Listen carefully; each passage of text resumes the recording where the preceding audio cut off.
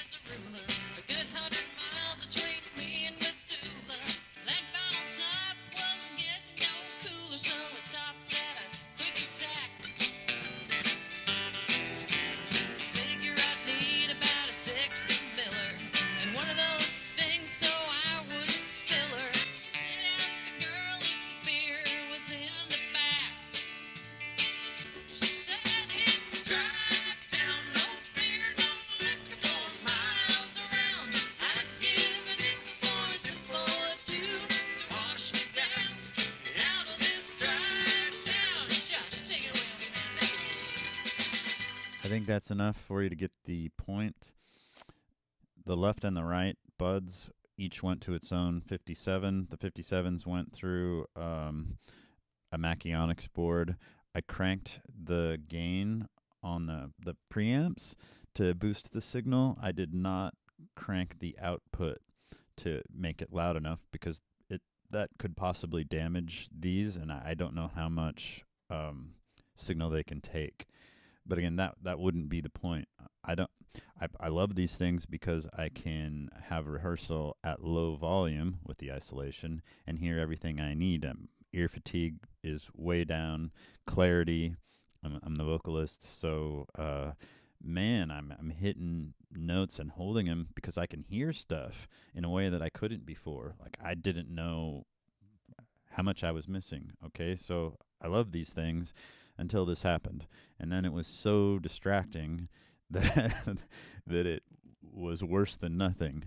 And so I'd pop it out, put it back in. The first rehearsal, it only happened one time, and I won't use them again.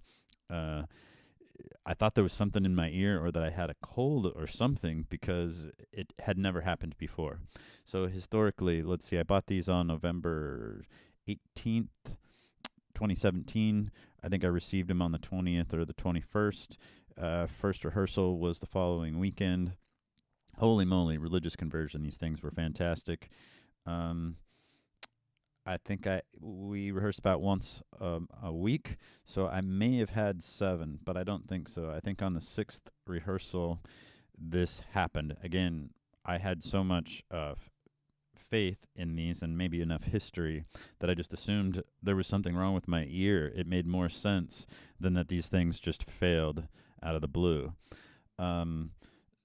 So the following day, I came and tried listening again and started moving from different, from one output to another. So yeah, speaking of outputs, again, you heard this going through a Big Knobs headphone output with the dial set at about 4. If you have one, you know what it is, or look at a picture. Normally in rehearsal, I'm using a Furman headphone distribution system. I've tried it plugged straight into my phone. It's not, it's messed up. I've tried, you know how you gently bend the wires around something to see if there's a problem with the connection. It's not that. I've pulled apart the connection between that bud and the headphone cables, cords that come with it.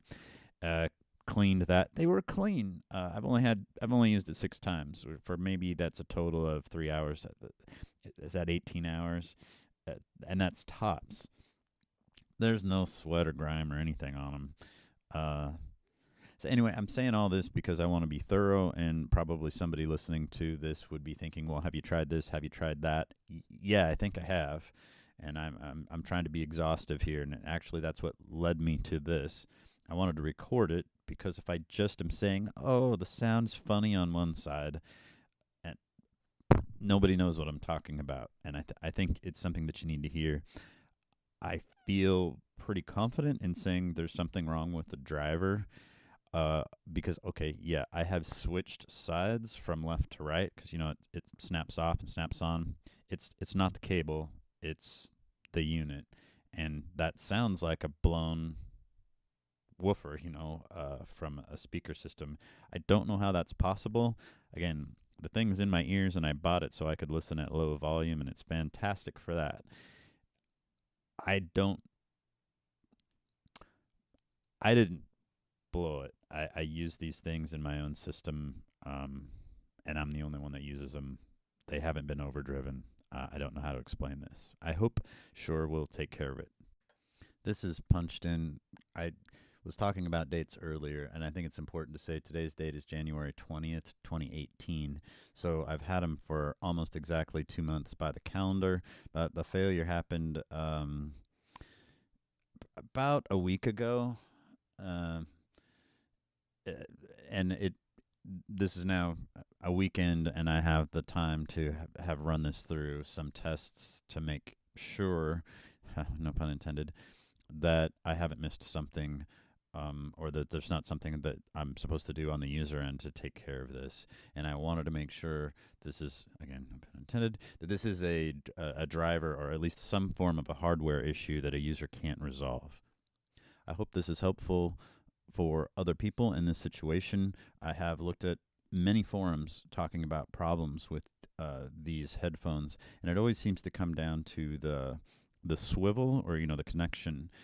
And I think in this case it's not that, and I feel, or at least I hope, I've proven that in my case that's not the problem.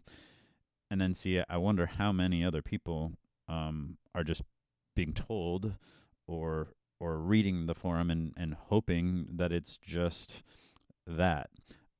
I don't doubt that that's the problem in many cases, but it doesn't seem to be here. And I'm trying to use this as some evidence, both for people with problems and then also for me, so that I can get this resolved. And I guess finally, I chose the Shure headphones because there are maybe arguments that other things have better fidelity. I didn't care about that. I mean, it would be nice, but what I wanted was a product that was reliable enough, like the 57 or the 58, that I could drop them for 10 years, 20 years, and still pick them up, and they were going to work the way they were supposed to. And, that's what I expected here. And so, again, hopefully this is going to get resolved, and we'll be off and running.